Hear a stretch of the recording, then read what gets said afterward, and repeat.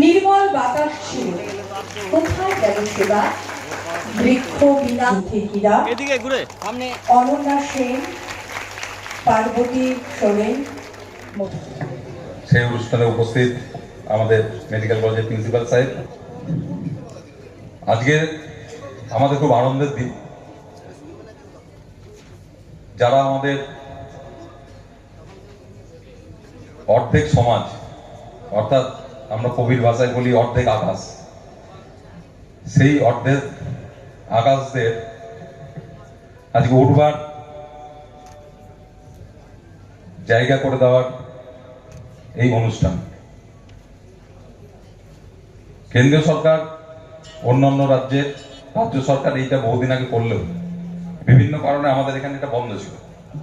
বিভিন্ন কুসংস্কার, বিভিন্ন কারণে টিকা নেওয়া থেকে আমরা বিরত থাকতাম।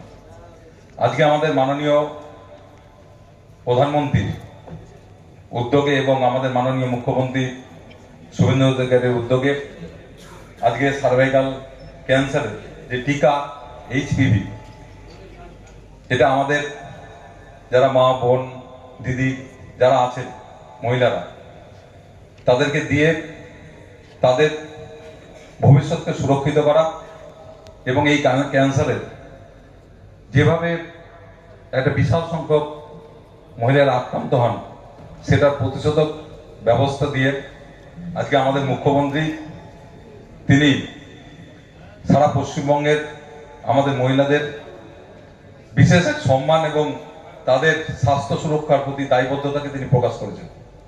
আমরা আজকে সকলে মিলে সেই দায়বদ্ধতাকে রক্ষা করার চেষ্টা করব।